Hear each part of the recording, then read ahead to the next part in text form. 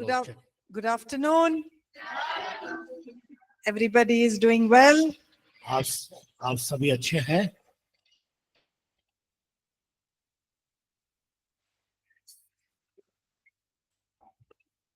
Okay. So a quick recap. हम जल्दी से दोहराएंगे.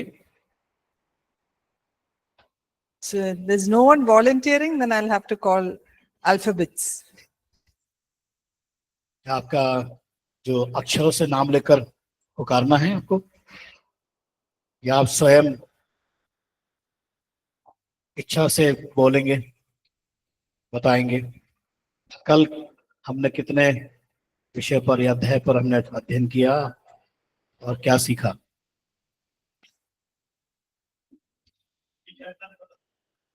Okay, to work at home, to take responsibilities at home. Okay. घर का प्रबंध करना. Huh? Louder. Becoming a team. Give me one point in that. Hindrances. Okay, what is one hindrance? Pride. Okay, competition. Very good. Good. जो रुकावट है team में, उसमें बताया कि Pride and competition. ओके, उसमें प्रतिस्पर्धा और अहंकार, एक घमंड. Dealing with conflicts. Give me one point. और कोई?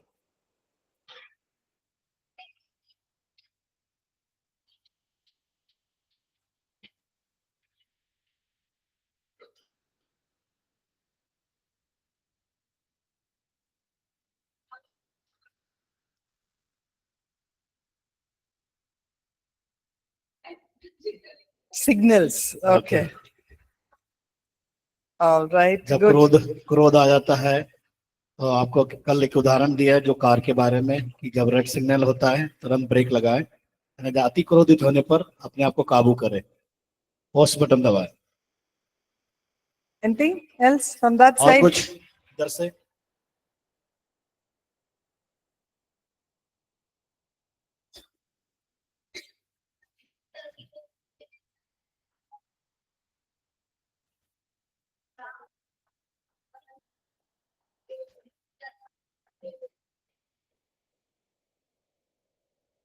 That men and women are different. Different. Oh, all right.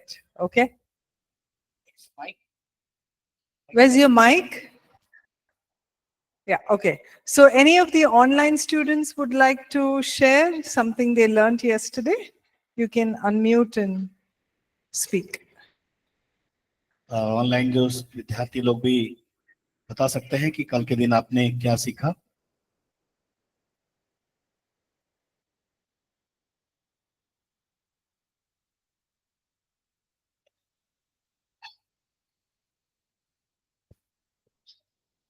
Okay, so Sonali says becoming a kingdom team. Okay, so one aspect of being a team is to be a kingdom team. Okay, thank you, Sonali. परमेश्वर के राज्य के team में कार्य करना, उसमें जो एकजुट होना. All right. Okay, so we're going to do chapter 11, 12, 13 and 14 today. 4 chapters. आज हमें 4 अध्यायों पर हम अध्ययन करेंगे, 11, 12, 13 और 14. 11th chapter deals with how we can overcome life's challenges. और 11वां अध्याय जीवन की चुनौतियों पर जय को कैसे प्राप्त करना. So all because we are Christians, does it mean that there will be no challenges? हम क्रिश्चियन होने, मसीह होने के नाते ये ना समझे कि हमारे जीवन में चुनौतियां नहीं है. The Bible says in John 16:33, Jesus says, in the world you will have tribulation and trials. और यूहन्ना सुसमाचार उसका 16 अध्याय 33 पद में हम देखते हैं कि जब हम इस संसार में हम रहते हैं, बहुत सी परीक्षाएं, क्लेश, विपत्तियां हमारे जीवन में आती है. But he says, be of good cheer. लेकिन यहाँ पर बताया गया है कि हमें शांति पर भरोसा करना है, because he has overcome the world. क्योंकि उस प्रभु ने संसार पर जय को प्राप्त किया है. So we can walk in that confidence because Jesus has overcome the world. हम उस हियाव के साथ बढ़े कि संसार पर प्रभु ने जय पाया है. Okay. So Challenges come to all of us. चुनौतियां हम प्रत्येक के जीवन में आती है। It can come through temptation. वो परीक्षाओं के माध्यम से, It can come through hardships. उसका क्लेश के द्वारा, It can come through any form of testings. और किसी भी प्रकार की परीक्षा हो सकती है और अभिलाषाएं। So these challenges can either make us strong or it can make us weak. कई बार ये चुनौतियां हमें कमजोर बनाती है या हमें हिम्मत देती है। What matters is how you and I respond to those challenges. और जो चुनौतियां होती है, उस चुनौतियों में हमारा प्रति उत्तर क्या होता है। So challenges I want you to think of a world where there are no problems. मैं चाहती हूँ कि आप उस बात को विचार करें कि संसार में ऐसा जगह है जहां पर चुनौतियां, समस्या नहीं है। ये है ऐसा जगह? Yeah. What would it be if there were no problems? What would it be if there were no problems? अगर जहां कहीं चुनौतियां और समस्या नहीं है तो क्या होगा? It'll be like heaven. क्या स्वर्ग के समान? So suppose you were happy all the time. अगर आप हमेशा खुश रहते हैं, Will you grow? Will you grow? क्या आप बढ़ेंगे? It's in your hardest times that you actually grow. और जब कठिन परिस्थितियां या आपके जीवन में आती है, तब आप वहां पर बढ़ते हैं या बढ़ने का प्रयास करते हैं। So think of a rubber band. और आप रबर के बारे में सोचिए, रबर Rubber- बैंड के बारे में। So when is the rubber band most useful? और जो रबर बैंड है, किस समय उसको अधिक इस्तेमाल होता है? When you stretch it the most and tie it. और जब आप उसको खींचते हैं और उसको किसी चीज से बांधते हैं। Correct? If you try and use a rubber band when you don't stretch it, will it hold something? Something happen? Okay. Okay. Yeah. जिस मान लीजिए एक रबर बैंड जो छोटा सा है, किसी चीज से बांधना है तो क्या उसी आकार में ही हम बांध पाएंगे उसको? So you got to stretch it to tie. उसको क्या करेंगे? हमें खींचेंगे और खींचकर जो सामान है उस पर हम बांधने का प्रयास So करेंगे। it's only when we are stretched from our comfort zones और जब हम अपने हमारे जो एक ऐसा शांत स्थान या शांत जगह है, और उस जगह से अगर हम अपने आप को खींचेंगे नहीं, only then do we grow. हम अपने स्थान को बदलेंगे नहीं, तब तक हम अपने आप को बढ़ा नहीं सकेंगे। Suppose all of you all have come to short-term Bible college. और उदाहरण के लिए आप लोग यहाँ पर एक अल्पकालिक ट्रेनिंग प्रोग्राम में आए हुए हैं। Is everything easy? क्या सब कुछ सरल था आपके लिए? No. Suppose everything was easy, wouldn't it be boring? अगर सब कुछ सरल होता तो क्या आप बोर होते? No.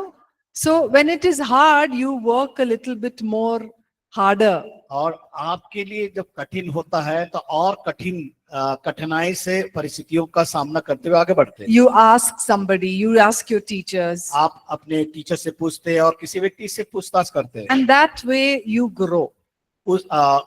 उसके माध्यम से ही हम बढ़ पाते हैं। So let's remember that challenges in life is also for our growth. और चुनौतियां हमारे जीवन में अर्थपूर्ण है और हमें बढ़ाती हैं। So just like we face challenges in life, we will also face challenges in marriage.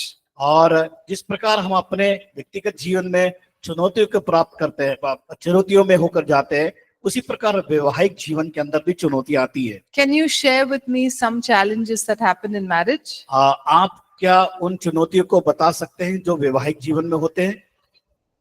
Okay, problems with money. When you get married, you think that you're getting married to a very rich person, but only after you get married do you realize he or she doesn't have anything. और पैसे का समस्या है। अगर मान लीजिए आप ऐसे धनाढ्य व्यक्ति से विवाह करते हैं और जब विवाह हो जाता तब मालूम पड़ता है वो कितना धनी है करके। Okay, then marriage, finance. Then what else? और क्या है?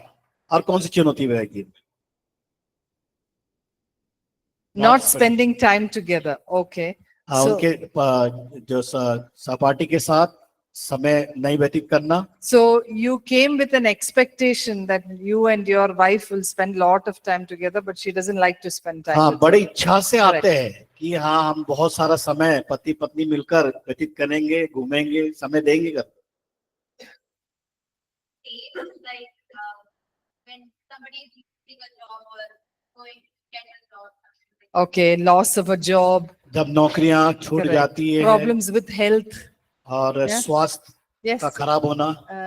Rashmi, no, forgotten her name. You wanted to say something? Sorry.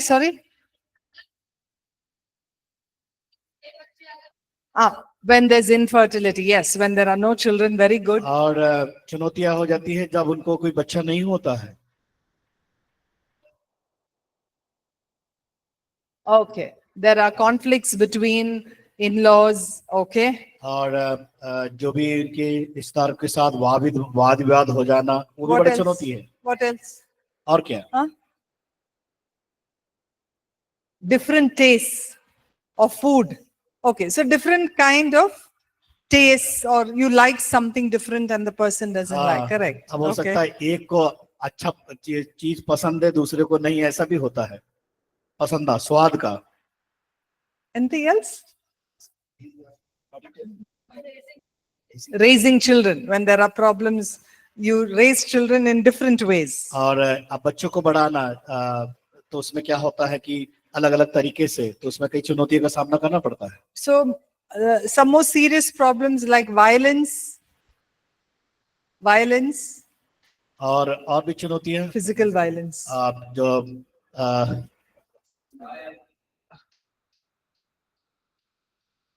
Where husband and wife beat each other. सबसे बड़ी चुनौतियां जो आपस में लड़ाई करते हैं, झगड़ा करते हैं, मारपीट Physically, होती है। मारपीट, yeah. मारपीट होती है। Okay. Or unfaithfulness, और अविश्वास योग्यता, right? Or even just maybe one partner is very irresponsible, does not work, does not do things. और मान लीजिए एक पार्टनर है, जिम्मेदार नहीं है, कुछ काम करना नहीं चाहते। So like this, there can be very many challenges that come. और ये ऐसी बातें चुनौती के रूप में आती है। So you ask any couple who are married, they would have faced some challenge or the other. और जो जिन्होंने विवाह किया, अगर आप उनसे पूछेंगे तो कुछ ना कुछ चुनौती के बारे में वो कहेंगे आपको बताएंगे। So how do we overcome these challenges? कैसे इन चुनौतियों से हम बाहर निकल सकते हैं?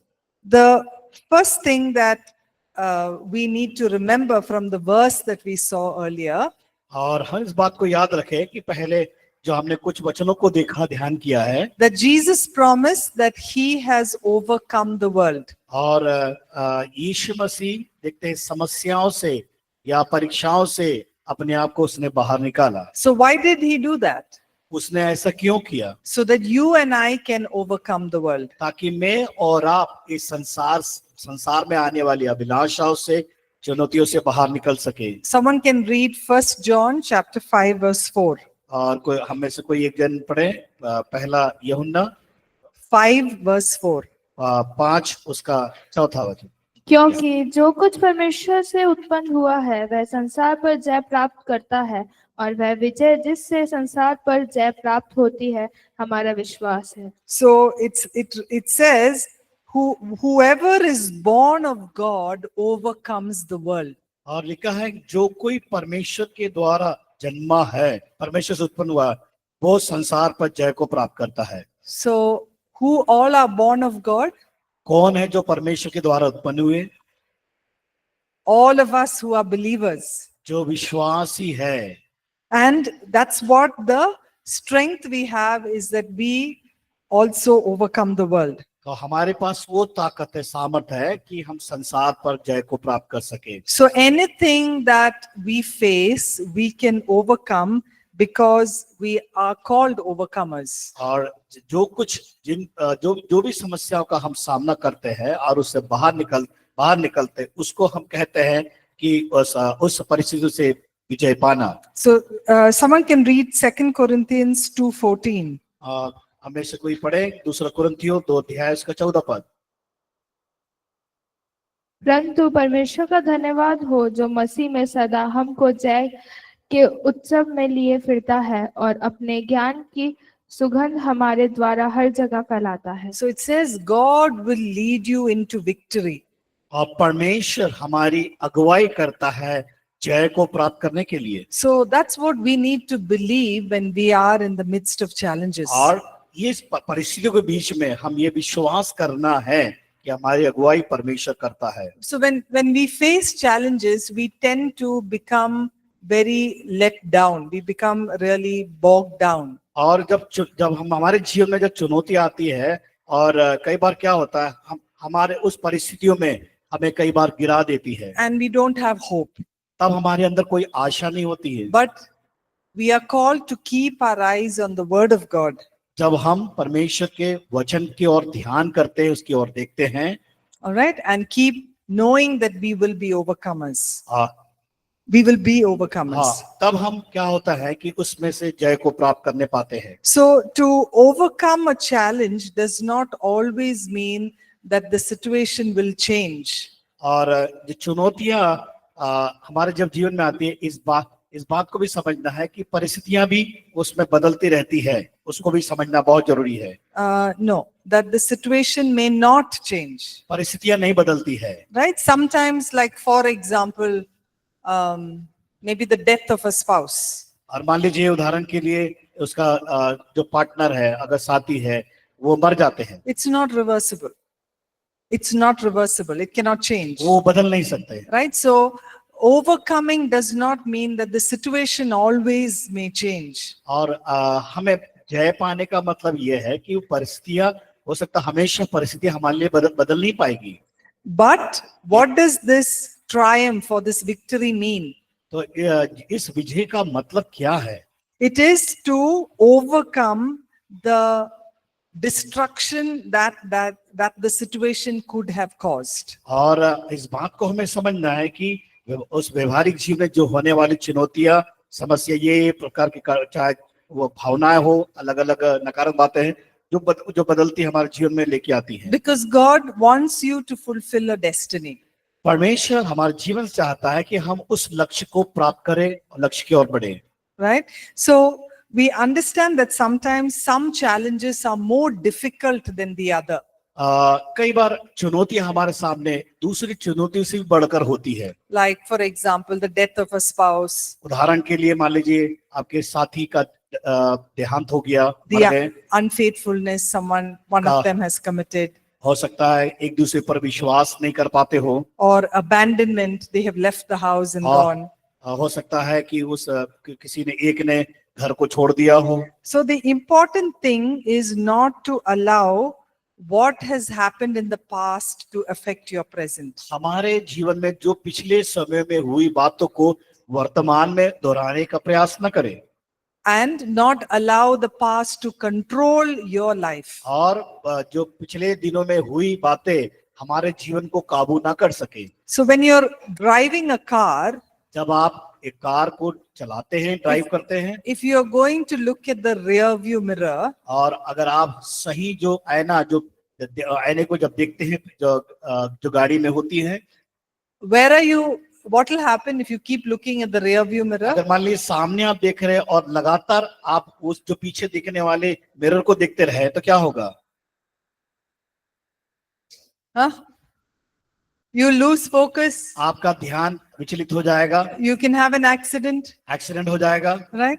So what should we do instead to keep looking forward? और हमें क्या करना होगा कि हमें आगे देखने के लिए? So we should never become a prisoner of what has happened in the past. हमारे जीवन पिछले दिनों में कौन सी चीजें ने जो बांध के रखी है, उनको हमें स्मरण नहीं करना, याद नहीं करना। So with the help of God, परमेश्वर की सहायता से you can overcome whatever has happened and move to the future. और जो कुछ हमारे जीवन में होता है आज भविष्य के लिए, उसके लिए और हमें ताकते रहना है। And we're going to look at 4 steps or practical steps on how we can overcome challenges. और हमें प्रायोगिक बातों को देखेंगे जो 4 प्रकार से है, किस प्रकार उसमें हम कदम को बढ़ा सकते हैं। The first one is to keep your heart guarded. सबसे पहला है जो हमारे जीवन में चुनौतियों को पार करना है, पहला है वो है अपने हृदय की रक्षा करना है। So when challenges happen, what happens in our hearts? जब चुनौतियों का सामना करते हैं तो हमारे हृदय में क्या होता है?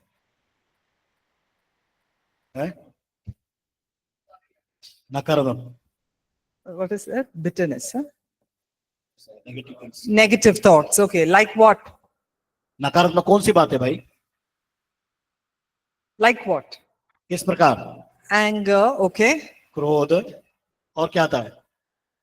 Anxiety, कड़वाहट, frustration, fear, डर आता है, bitterness, नफरत होती है, कड़वाहट होती है। right? So if that is filled in our hearts, अगर इन बातों से हमारा हृदय अगर भरा है, it keeps us from moving forward.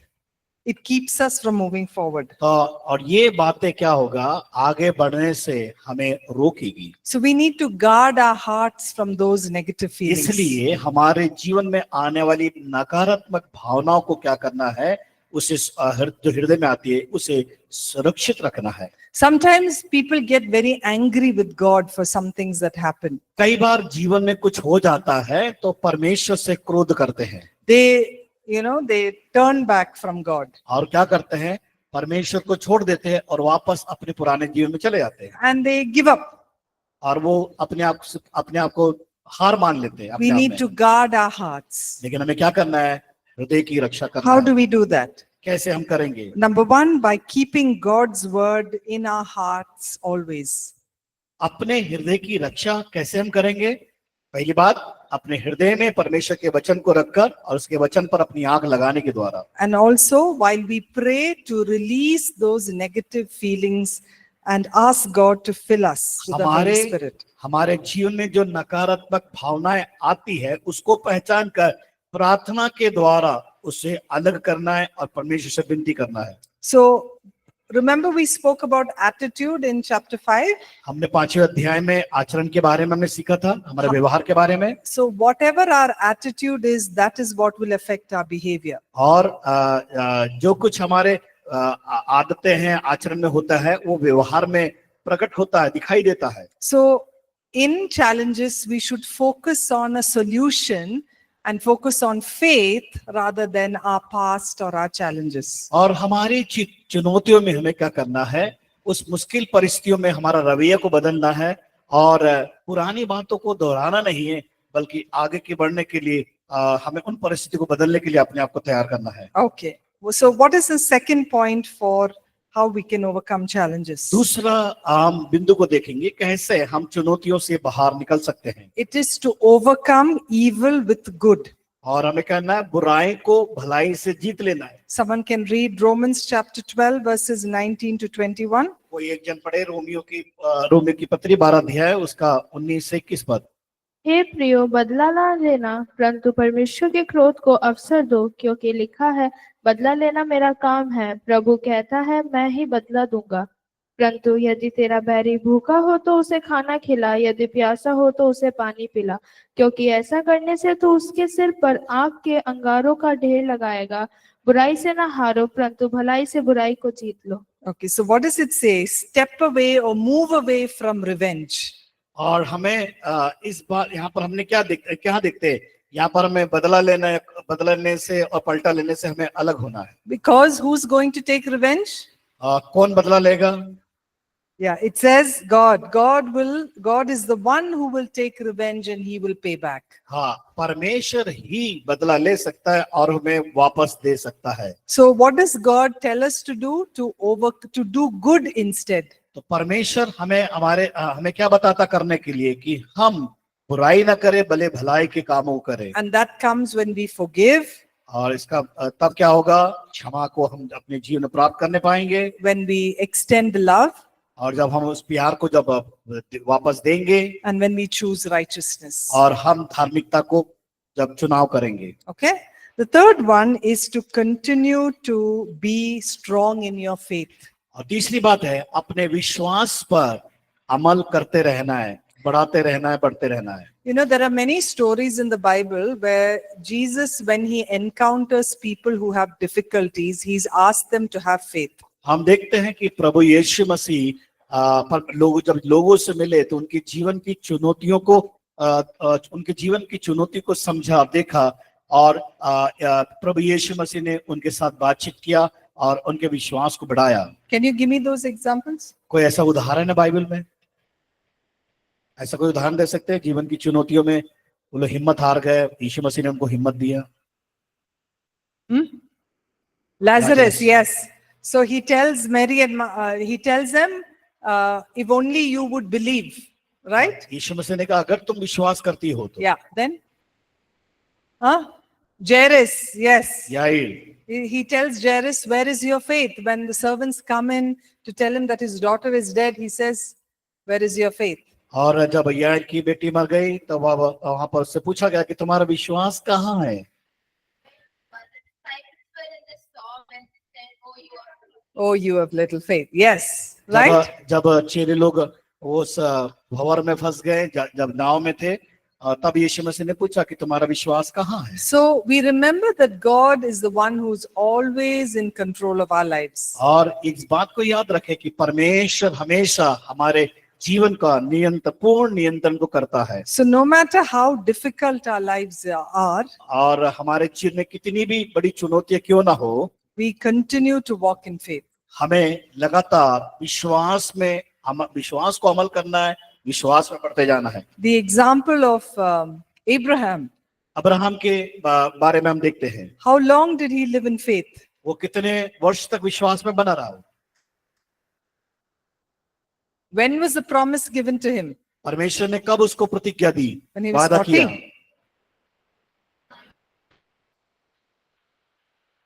When he was 75. जब वो 75 साल का था, परमेश्वर ने उसे प्रतिज्ञा किया। And when did he have his child? उसे संतान कब मिला? At 100. 100 साल, 25 So how साल many के बाद। years? 25। You can wait. I can wait. Right? So that is an example of keeping the faith. ये उदाहरण है हमारे विश्वास को बनाए रखने के लिए या अमल करने के लिए। So when you are in that place of faith, you are also in a place of peace and a place of rest. जब आप विश्वास पर बने रहेंगे तब हमारे जीवन में शांति आएगी और परमेश्वर का वो प्रेम हमारे अंदर बना रहेगा। So in the time that we are waiting in faith, जब हम विश्वास का जब इंतजार करते हैं, it is not an inactive phase. और ये कोई जो उपयोग ना किया हुआ कार्य है। It is not an inactive phase. और वो कोई उसमें वो कोई कार्य नहीं देखने पाते हम। Right? It should be a time when you are moving into action. जब आप उस कार्य को करने के लिए बढ़ते हैं तब। So you keep taking small steps towards whatever you are praying for. और आप एक छोटा सा कदम बढ़ाए जिस बात के लिए आप प्रार्थना कर रहे हो। Okay, God has promised that He will pull our feet out from the pit. और परमेश्वर का वचन बताता है कि वो हमें उस बातों से हमें बाहर निकालेगा। And we do that by taking small steps of faith. और जब हम विश्वास के छोटे से कदम को जो बढ़ाएंगे तभी ही होगा। So journey or walk very patiently and keeping your focus on God. और क्या करना है, हम जो यात्रा कर रहे हैं और हमें उस यात्रा में क्या करना है, हमेशा परमेश्वर की ओर निहारना है और उसकी ओर देखना है। Okay, we will look at what are some instructions the Bible gives on some areas of challenges. और इस चुनौती के बीच में कुछ हमें निर्देश दिए गए हैं वचन के द्वारा। Yes. हमें उसको जानना है। Yesterday someone asked me this question, what if the person who you marry who's an unbeliever, should you continue to live with them or not? और किसी ने कल प्रश्न पूछा था कि अगर एक वो विश्वासी अगर नहीं है, विश्वास नहीं करते, तो क्या उसके साथ वैवाहिक जीवन व्यतीत करना सही है या गलत है? And we read the scripture, right, in 1 Corinthians chapter 7. We won't go to that. 1 Corinthians chapter 7. और हमने पढ़ा था पहला कुरिन्थियों उसका 7. उसका 7वां अध्याय। So the important instructions given is to avoid divorce or separation and live together. और हमने पढ़ा था कि हमें क्या करना है कि to avoid divorce or separation and live together if हाँ, your हमें spouse is उसको- an unbeliever. हाँ, हम उसको क्या नहीं त्यागना नहीं है, बल्कि साथ में रहने का प्रयास करना है। Okay, and the verse says that God will bless your family because of your faith, because you've been sanctified. He will bless your family because of your faith in Him. आपके विश्वास के द्वारा परमेश्वर क्या करेगा? शुद्ध करेगा और आशीष को प्रदान करेगा। But if the unbeliever is willingly leaves the marriage, अगर अविश्वासी वो नहीं चाहता कि साथ में रहे, विवाह को करे, because of the issue in the faith, उस विश्वास की समस्या के कारण, the Bible says, let him go in peace. और परमेश्वर का वचन कहता है कि वो शांति से वहां से चले जाए या अलग हो जाए। And the unbeliever can dissolve the marriage and move forward. और वो क्या करे? उस विवाह का संबंध को तोड़ दे, साथी को छोड़ दे और वो आगे चले जाए। All right? I think we addressed this question yesterday. Okay. यहाँ इस प्रश्न पर हमने कल जो हुआ था सही है और हमने देखा भी था। So what about divorce? तलाक क्या है? Okay. So scripture very clearly says in Malachi chapter 2 verse 16 that God does not like divorce. परमेश्वर के वचन बताया गया मलाकी 2 अध्याय की 14-16 में कि परमेश्वर तलाक से घृणा करता है। So we need to live according to this instruction. हम इन निर्देश के अनुसार अपने जीवन को व्यतीत करें। It's very often that when couples are having conflicts or fights, the first thing that they talk about is divorce. और जब आपस में वैवाहिक जीवन में जब आपस में लड़ाई झगड़ा मारपीट होती है तो सबसे पहला मन में आता है या बोलते हैं हम तलाक ले लेते हैं। But refuse to think of that as an option. और ये जब सोच आती है तो हमें सोच को बदलना है। In case situation is very bad, it's till you are able to sort it out. It's okay to stay separately for some time till you sort out the problem. हाँ, हम कुछ समय के लिए अलग रहे जब तक उसका समस्या का समाधान नहीं हो। समस्या का समाधान करने के लिए हमें प्रयास करना है और ताकि बड़ा विपत्ति या समस्या वापस खड़ा ना हो। At that time, get the help of a pastor or a counselor to help you with that. ऐसी concern. परिस्थिति में क्या हम कोई सलाह देने वाले के पास जाए, उनसे बातचीत करें और या फिर जो कलीसिया के जो पासबान है उससे मिले और उन बातों पर चर्चा करें। So there are only 2 valid reasons for divorce in the Bible. Bible में दो जो तलाक के बारे में 2 बातों को हम देखने पाते हैं। One is adultery. तो पहला जो है अगर व्यभिचार में पकड़े गए, You'll find that in Matthew chapter 19 verse 9. और जो मत्ती सुसमाचार उसका 19 उसका 3 और 9 को जब हम 3 से 9 में देखते हैं। And abandonment.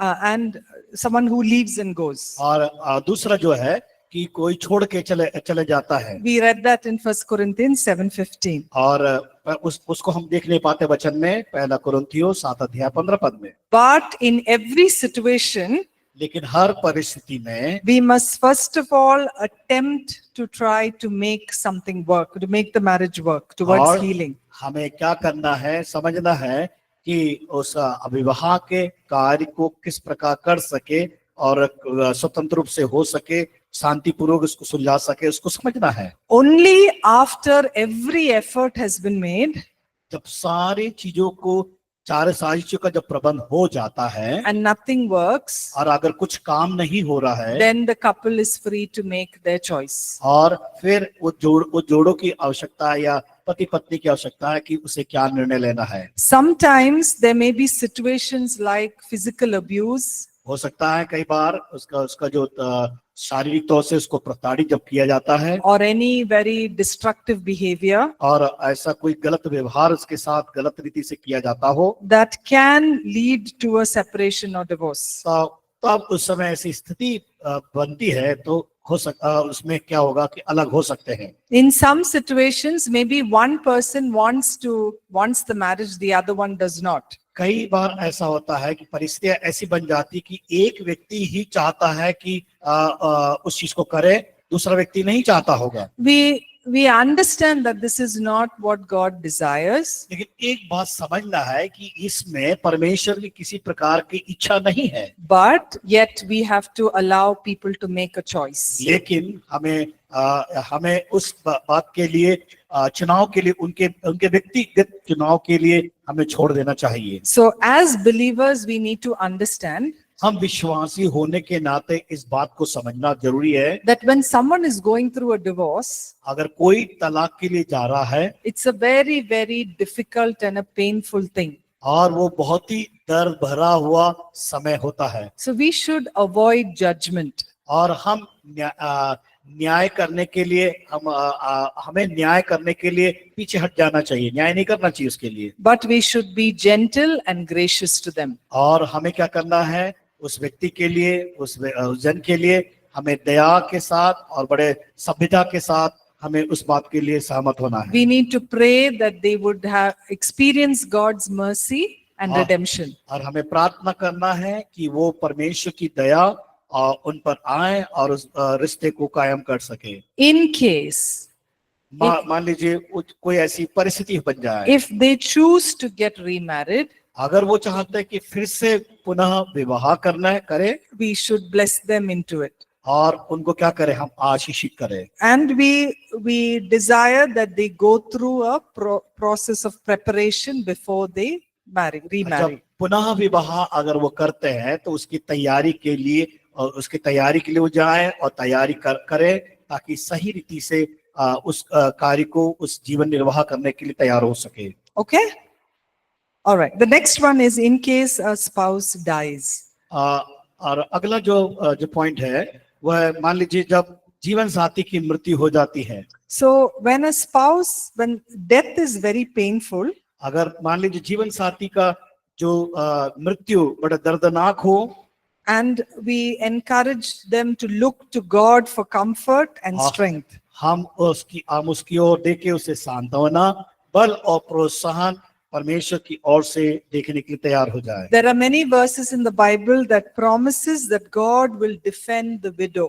और परमेश्वर के वचन में बहुत से बातों को वचन के अंदर बताया गया है कैसे विधवाओं की हमें उनके देखरेख करना है। So as a local church, कलीसिया जो स्थानीय कलीसिया होने के नाते we have a responsibility to take care of the widows and the orphans. और जिम्मेदारी है कि उन विधवाओं की और बुजुर्गों की देखभाल करने के लिए। Okay. The next one we look at is remarriage, death and remarriage.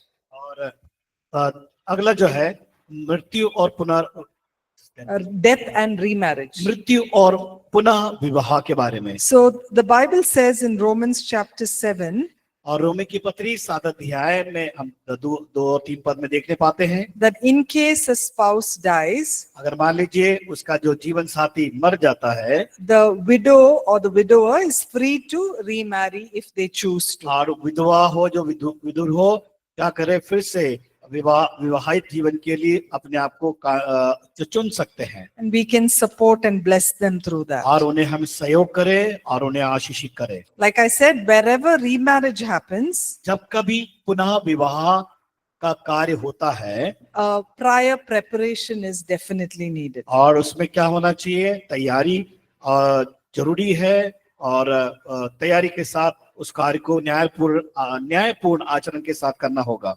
Okay? All right. Any questions in this? इसमें से कोई प्रश्न आपके जीवन में, आपके पास कोई प्रश्न जीवन साथी के बारे में? Yes. Can you give him the mic?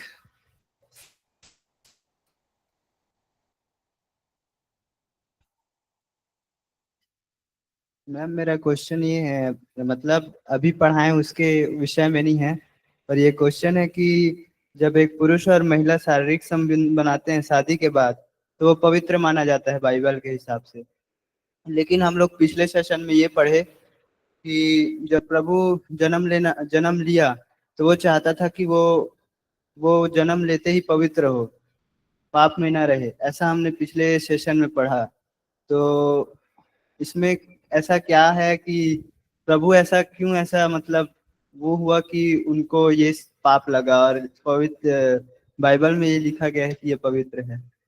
Yeah, I didn't understand the question. I understood the first part. What is the second part you said?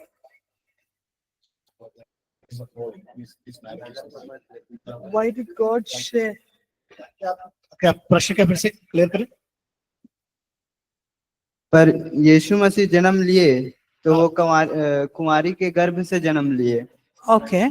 तो हाँ.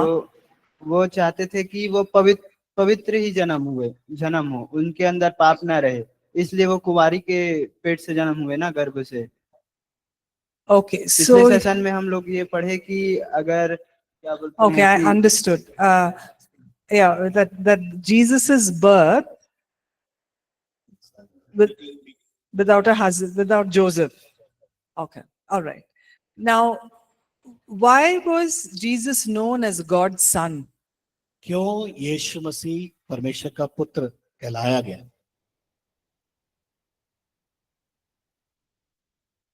Jesus was not born as a result of a relationship between Joseph and Mary. यीशु मसीह का जो जन्म हुआ उसका यूसुफ और मरियम के रिश्ते के बगैर हुआ है। It was the power of the Holy Spirit वो पवित्र आत्मा का एक भाग है that brought about the conception in Mary. और वो मरियम के जो गर्भ में पवित्र आत्मा के द्वारा उत्पन्न हुआ। So it's in that Jesus was incarnate, क्योंकि वो स्वयं परमेश्वर था। and so that's why Jesus his birth was holy. इसलिए यीशु मसीह का जो जन्म है वो जन्म जो पवित्र था। All right, but the relationship between a husband and a wife, अगर मान लीजिए एक पति और पत्नी के साथ जो संबंध होता है, that is a relationship between two human beings. और वो दो मानव के बीच में है। But Jesus was not born of two human beings. और यीशु मसीह बिना जो मानव के साथ रिश्ता बनाए हुए उत्पन्न हुआ। He was born of God. वो परमेश्वर की ओर से उत्पन्न हुआ है। And it was the Holy Spirit that brought about the conception. क्योंकि वो पवित्र आत्मा ने जो मानव शरीर में गर्भ को धारण किया। Yeah, is that clear? समझ में आया? Thank you. Okay. Someone else had a question here?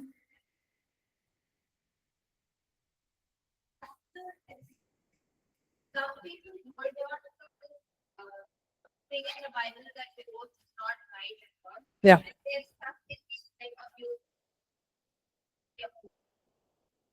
And you can't tell them to get out because they're like, no, it's wrong to get out. So how can we help them? What can we show them that no, this is not God's will for your life? So that's what we spoke about that, no? What can we tell them? Like, how do we get them to change their mind? So you cannot get anyone to change their mind. Right? They have to make their choice.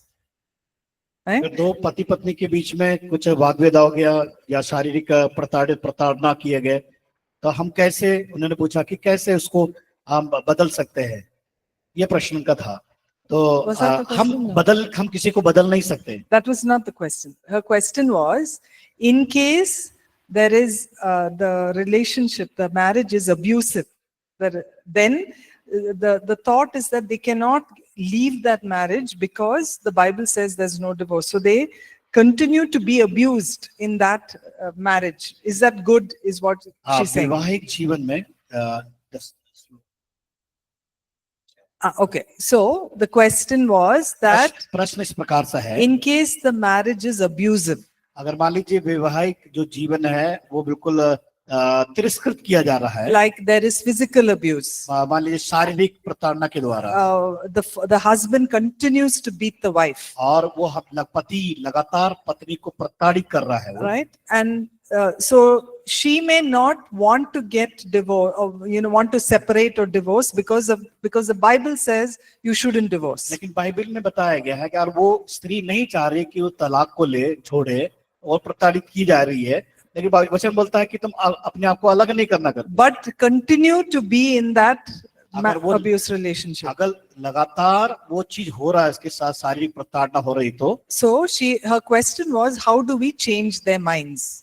हम कैसे उनके मन को बदल सकते हैं? So my answer was, you cannot change anybody's mind. और उत्तर ये था कि हम किसी के मन को नहीं बदल सकते। You can help them to understand what consequences happen if they continue staying in और that marriage. हम उस बात को समझाने का प्रयास करें कि वो समझ सके कि वैवाहिक जीवन में किस प्रकार का बात होना चाहिए, जो उनके जीवन में कमियां हुई उसको हटाने के लिए। Maybe to ask her, do you think it's the Lord's will that you are beaten every day? और इस बात को वो स्त्री जानना है कि लगातार उसकी पिटाई हो रही है, प्रताड़ित हो रहे, क्या वो परमेश्वर के वचन के आधार पर है? Right? So through that, you help her to understand that being in that abusive relationship is not helping her, and neither is it helping her husband, and it's a sin before God. और हमको उस तरीके से वचन के द्वारा उन बातों को